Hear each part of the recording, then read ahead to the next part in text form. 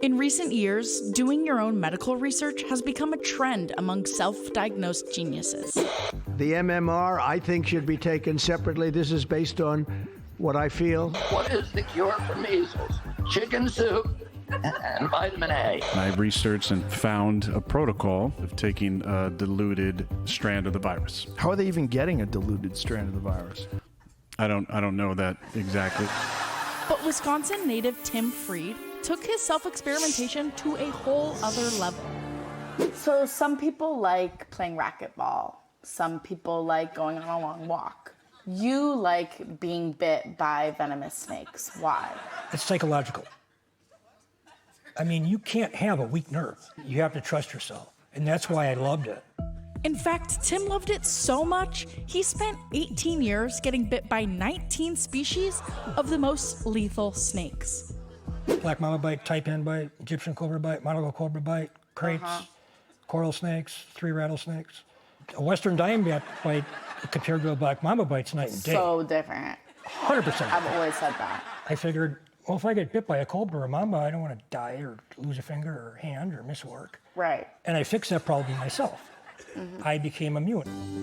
Well, that is one way to avoid emergency room copays, but even crazier than Tim's self-care method is that it might end up saving hundreds of thousands of lives. There's somewhere between 2 and 5 million people a year that are bit by snakes. Of them, 140,000 die, another 300 to 400,000 are permanently disabled.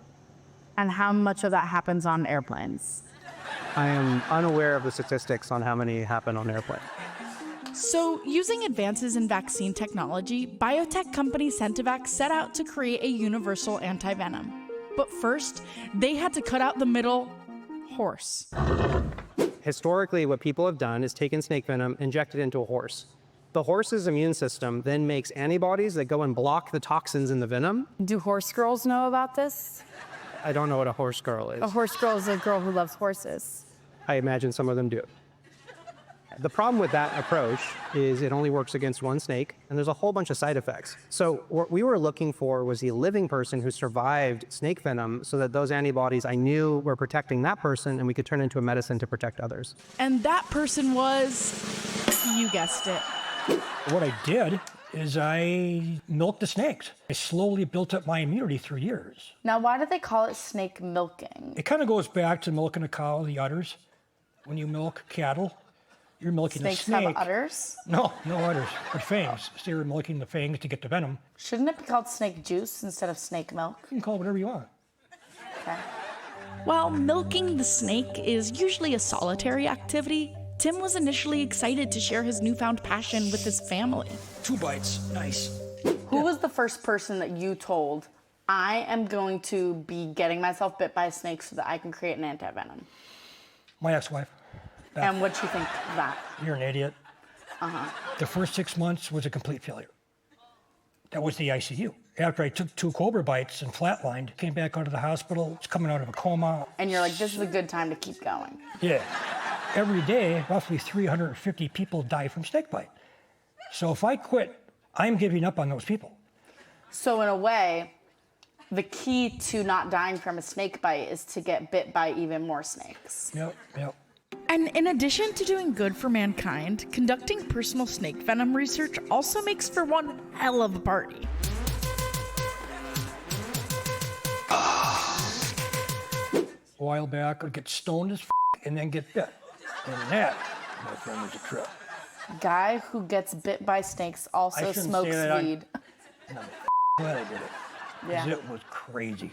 One time I was like taking an edible and I was like 15 minutes later, like, I'm not high. So I took like 3 more. And all of a sudden, I turned completely British. No, I don't recommend that. Yeah, not worth it. After 18 years of letting snakes go full Vampire Diaries on him, a peer-reviewed medical paper in 2025 finally confirmed that Tim had achieved immunity. Which made me wonder, should we all be doing our own research? So our current administration wants to cut a lot of science. And I hate to say it, but I think what I'm learning about Tim is proving that we don't need science, we just need crazy guys. Well, Tim spent 18 years developing the immunity, but in order to unlock it, he was searching, as I was, to synapse with a research group that had advanced biotechnology capabilities to mine through his immunity. So when can I safely get bitten by a snake? Because my 30th birthday is coming up and I really want to wow the crowd. In terms of our timelines, we're looking at commercialization 5 to 6 years from now. So maybe for my 35th birthday. Again, I would really discourage you from deliberately getting bit by a snake. I know, but like imagine how cool that would be. Notwithstanding, Open bar, I get bit by a snake, I recover.